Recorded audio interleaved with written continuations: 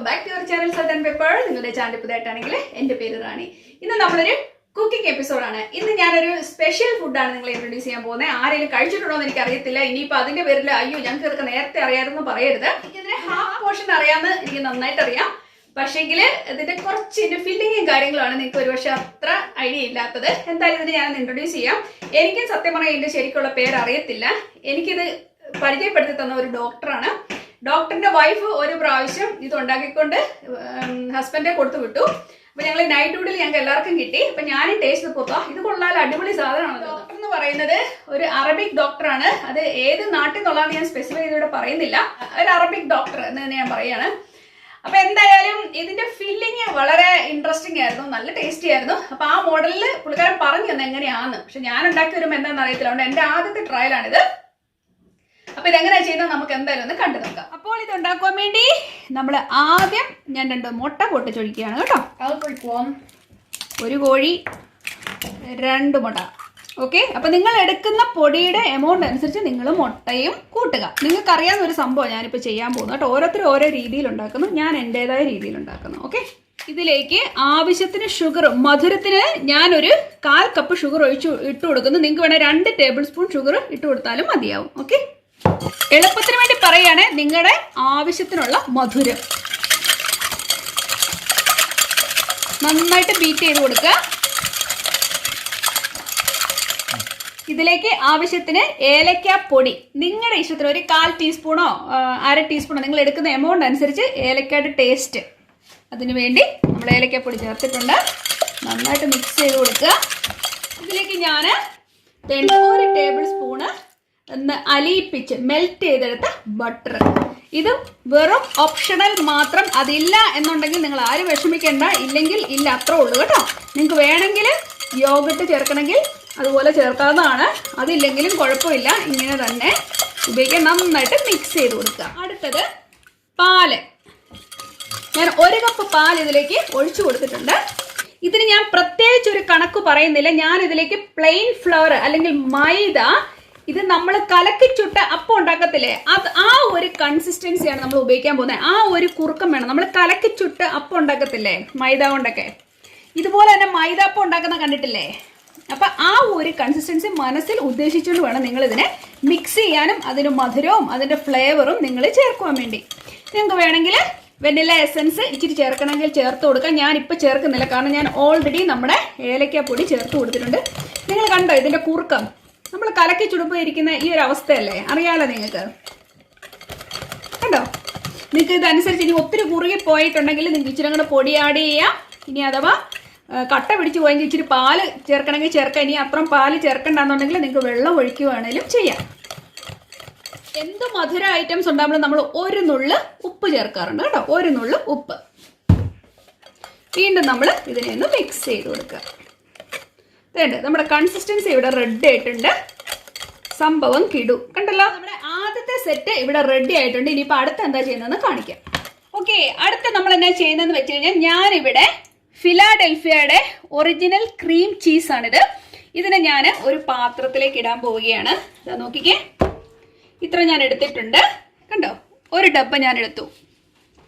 അപ്പൊ ഈ ചീസിനെ ഞാൻ നന്നായിട്ട് ബീറ്റ് ചെയ്യാൻ പോകും. അപ്പൊ നല്ല ഫ്ലഫി ആയിട്ട് വരും. ഇലക്ട്രിക് ബീറ്റർ വെച്ചാണ് ഞാൻ ചെയ്യുന്നത്, അതായിരിക്കും ബെസ്റ്റ്.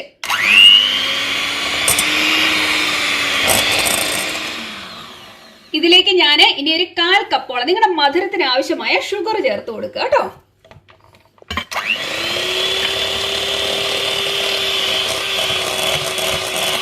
ഇനി നമുക്ക് 1 ടീസ്പൂൺ വെനില എസൻസ് കൂടെ ചേർത്ത് കൊടുക്കാം. അപ്പോൾ ഇനി നമ്മൾ ചെയ്യാൻ പോകുന്നത് പിസ്താഷ്യോ നട്ട്സ് ഞാനിവിടെ മൈക്രോവേവിൽ വെച്ച് നന്നായിട്ട് വാം ആക്കിയതേ നല്ലൊരു ക്രിസ്പി പോലെ എത്തിയിട്ടുണ്ട്. ഇതിനെ ഞാൻ ചെറുതായിട്ടൊന്ന് പൊടിച്ചെടുക്കാൻ പോകും. ഒത്തിരി പൊടിക്കാന്നല്ല, ഇതിന് ചെറിയ ചെറിയ കഷ്ണങ്ങളാക്കി എടുക്കാൻ പോവുകയാണ്. എന്നിട്ട് നമുക്ക് ഇതിലിട്ട് മിക്സ്. നമ്മുടെ ഏലക്ക പൊടിച്ചതിന്റെ ആ പാത്രത്തിലേക്ക് തന്നെ ഇട്ടാണ് ഇതിനെ കൂടെ പൊടിച്ചേക്കുന്നത് കേട്ടോ. ഇതുപോലെ പൊടിച്ചെടുത്തിട്ടുണ്ട്. ഇതിനെ നമുക്ക് ഒന്ന് മിക്സ് ചെയ്യാം. ജസ്റ്റ് ഒന്ന് ഫോൾഡ് ചെയ്ത് ഇതിനകത്ത് കൊടുത്താൽ മതി. ഈ മിക്സ് ആയിരിക്കും നമ്മളിനി. അപ്പൊ ഇതൊരു ഫില്ലർ ആയിട്ടാണ് നമ്മൾ ഉപയോഗിക്കാൻ പോകുന്നത് കേട്ടോ. അപ്പം ഇതിവിടെ ക്രീം ഇവിടെ റെഡി ആയിട്ടുണ്ട്. അപ്പൊ നമ്മുടെ പാൻ ചൂടായിട്ടുണ്ട്. അതിലേക്ക് ഇച്ചിരി ഓയിലാണ് ഞാൻ ഒഴിച്ചു കൊടുക്കുന്നത്. നിങ്ങൾക്ക് ബട്ടർ വേണേലും ഒഴിച്ചു കൊടുക്കാൻ, നോ പ്രോബ്ലം. ഓക്കെ, ഇതിലേക്ക് നമ്മൾ ഉണ്ടാക്കി വെച്ചേക്കുന്ന ആ മിക്സ് നമ്മൾ ചെറിയ ചെറിയ അപ്പങ്ങളാണ് ഉണ്ടാക്കാൻ പോകുന്നത്. ഇതേ നോക്കിക്കേ, അത് നിങ്ങളെ ഞാൻ കാണിച്ചു തരാം. നിങ്ങൾക്ക് പല രീതിയിൽ ഇതിനെ ഉണ്ടാക്കാം. എന്താ ഇങ്ങനെ ഒരു എണ്ണം ഉണ്ടാക്കി. ഇനിയിപ്പോൾ ഇതിനെ നമുക്കൊന്ന് മറിച്ചിടാം. പെട്ടെന്നായിക്കോളും. നമുക്കറിയാമല്ലോ, നമ്മളിങ്ങനത്തെ അപ്പം ഉണ്ടാക്കി ഇത് തന്നെ ആയിട്ടാണെങ്കിലും കഴിക്കത്തില്ല. അല്ലെ ഇതിനകത്ത് നമ്മൾ ഷുഗറും തേങ്ങാപ്പീരയും ജീരകം ഒക്കെ വെച്ച് നമ്മൾ ചെയ്യത്തില്ലേ എന്ന് പറയുന്ന പോലെ തന്നെ ഒരു ചെറുതാണ് ഞാൻ ഉണ്ടാക്കുന്നത്. ഒരു പപ്പടത്തിൻ്റെ വട്ടം കഷ്ടിയുള്ളത് ഓൾറെഡി ഇത് റെഡി ആയിട്ടുണ്ട്. നമുക്ക് പല രീതിയിൽ ഇത് ചെയ്തെടുക്കാം. എന്തായാലും ഇതൊരു ചെറിയത് ഞാനിവിടെ ഉണ്ടാക്കിയിട്ടുണ്ട്. ഇതുപോലെ തന്നെ ഒരു വലുതൂടെ ഞാൻ ഉണ്ടാക്കട്ടെ.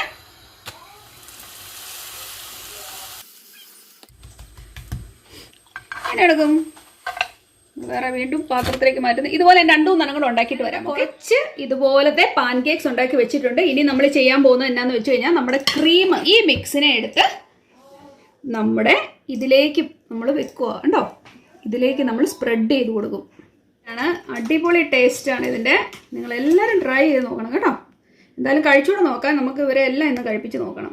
ഇതുപോലെ നമ്മളൊന്ന് സ്പ്രെഡ് ചെയ്ത് കൊടുത്തിട്ട് ഇതുപോലെ നമ്മൾ സ്പ്രെഡ് ചെയ്ത് കൊടുത്തതിന് ശേഷം നമുക്ക് ഇതിനെ റോൾ ചെയ്തെടുക്കാം.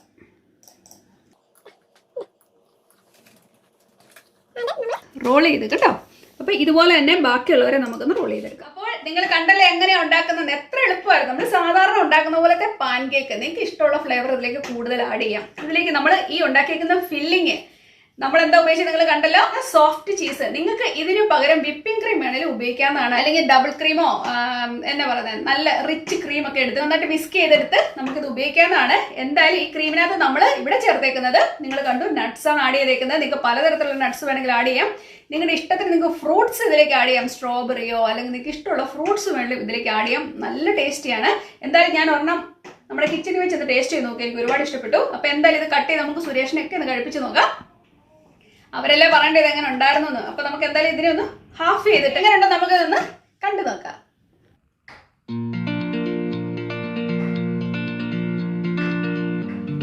അപ്പൊ നമുക്ക് ഇതിനെ ഒന്ന് കട്ട് ചെയ്ത് നോക്കാം. നിങ്ങൾക്ക് ഇതുപോലെ നിങ്ങൾക്ക് വേണമെങ്കിൽ ഒന്ന് ചെരിച്ച് കട്ട് ചെയ്യാവുന്നതാണ്.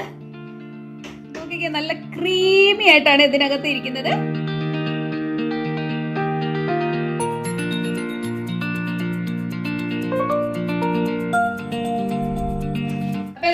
സുരേഷിനെ കഴിപ്പിച്ച് നോക്കാം എന്താണ് പറയുന്നതെന്ന് നമുക്ക് നോക്കാം.